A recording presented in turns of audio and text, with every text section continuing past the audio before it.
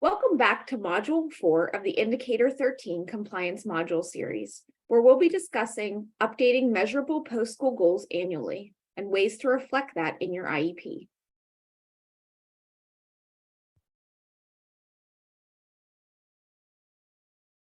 Just as a reminder, if you have not already done so, please pause this and take the pretest. Remember, you'll need your PPID number in order to complete the survey.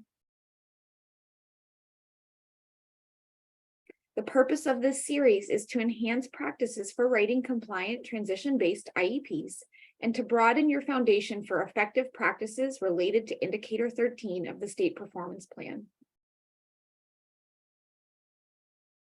Module 1, we covered agency invitation and participation, as well as the student invitation to the IEP team meeting. In Module 2, we addressed age-appropriate transition assessment. In our last module, Module 3, we talked about writing post-secondary goals for education and training, employment, and independent living. For Module 4, we're going to be covering making sure that you are updating those measurable post-secondary goals annually. And we'll continue as we move forward in our future modules to address writing the transition grid correctly and including a course of study, as well as making sure all activities are listed in the transition grid and that measurable annual goals will be linked and listed in the transition grid.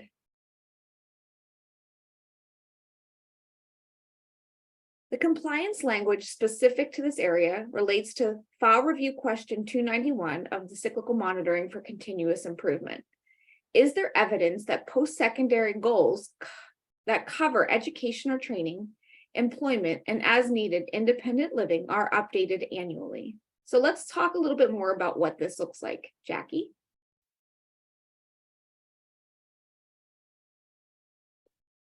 Thanks, Hillary. Just as a review, we're going to take a look again at what post-secondary goals are, reminding you that they do need to be updated annually. They are a picture of what the student will be doing after high school, and you will find them in at least 2 places in the IEP. That's in the present ed levels, under the bullet for secondary transition, and then in the transition grid. So to remind you, post-secondary goals are always based on age-appropriate transition assessments of interest and preference. They are not the same as the IEP measurable annual goals or events occurring in high school. And these are statements that reflect what that student will do, again, after high school in these 3 areas: post-secondary education and training, employment, and independent living.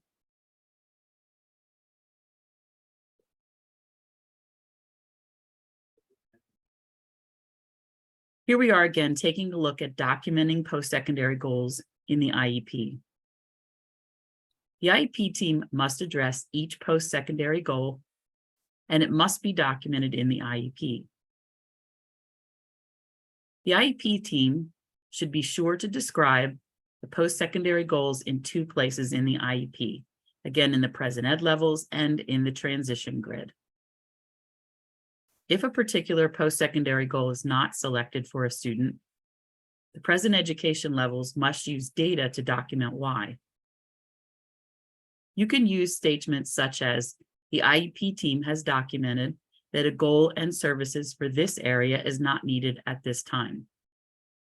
A reminder, don't write NA, none, or leave the goal area blank.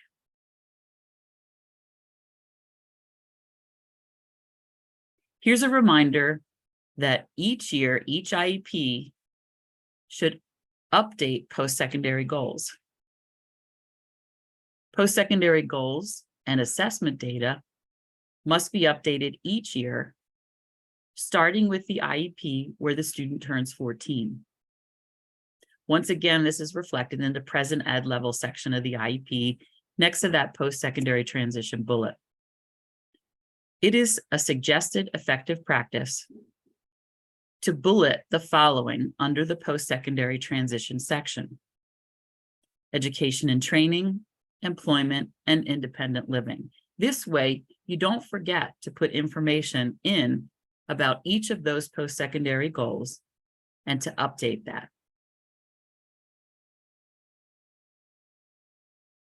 Here's an example of what it might look like to update a post-secondary goal.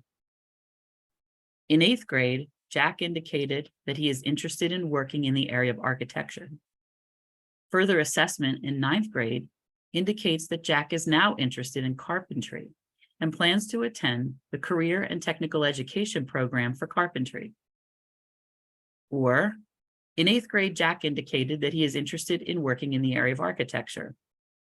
When given an interest inventory in 9th grade, it was determined that Jack continued to have this same goal of working in the area of architecture.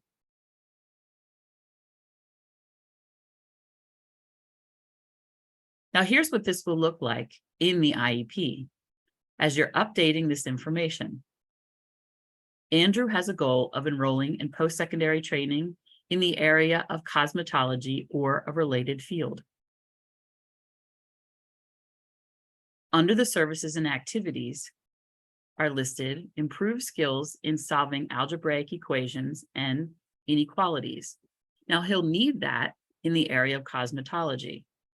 When we look at the projected beginning date, we see that this will begin in the beginning of the school year and is anticipated to move throughout the school year.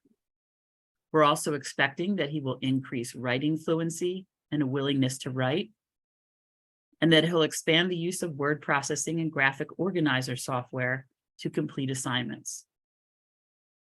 Also take note, next to the post-secondary education and training goal, it's asked, is there a measurable annual goal? You should always say yes. Jack will need to continue improving skills in order to move towards what he wanted to do, as will Andrew.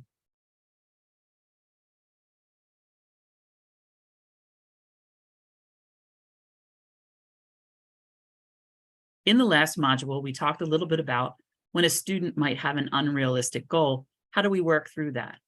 When we think about updating those goals, this is the time when we can do some work on that.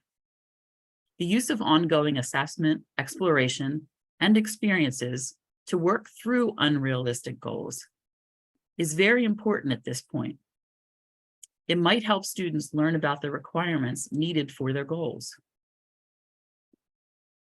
As they explore further, it may indicate that a student who wanted to be a veterinarian may simply have an interest in a helping role. And a student who wants to be a pilot may have an interest in a setting near an airport. A student interested in a professional sports career may in fact be interested in working within sporting goods.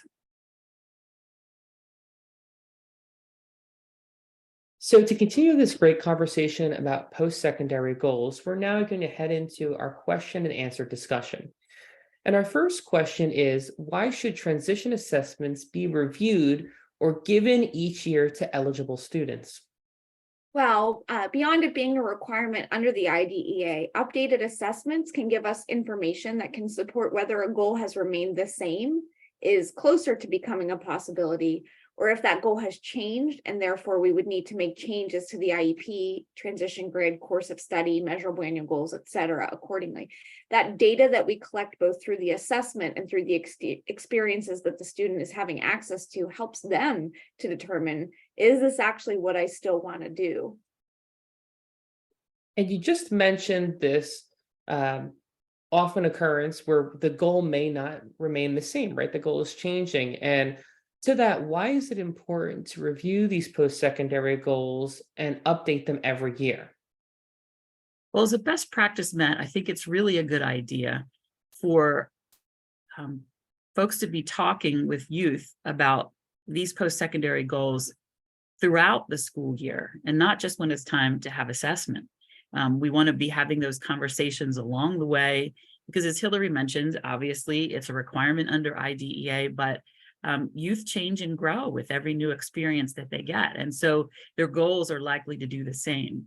So as they get these new experiences, maybe some new challenges or new information about themselves, that may require a vision change for them. And so having these reviewed at least annually is something that we want to offer for every youth and every IEP team.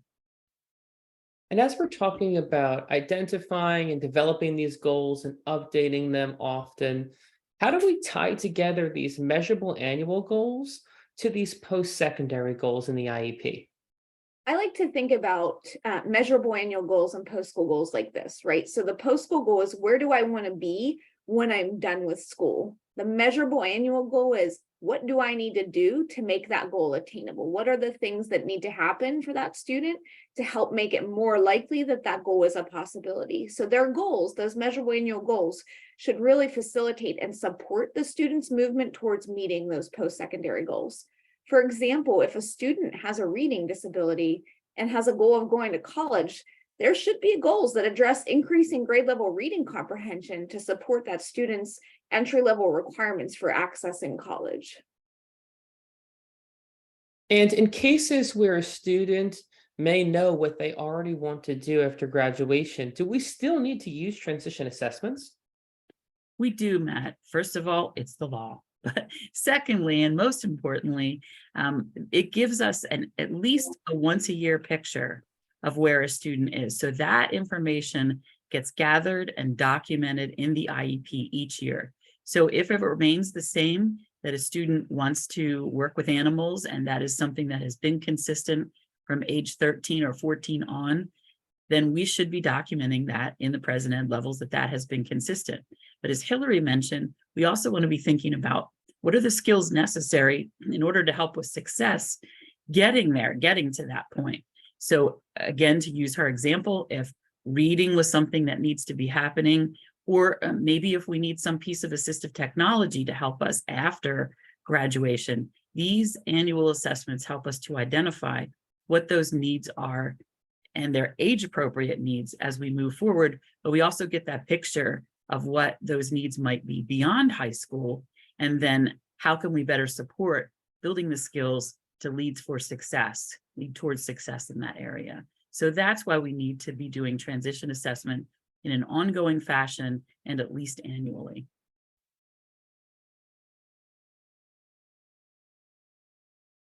Great. So now that we've covered some great questions and had some excellent answers related to our post-secondary goals, we just want to take a second to remind you that for any additional questions, you can access the Secondary Transition Directory at patent.net.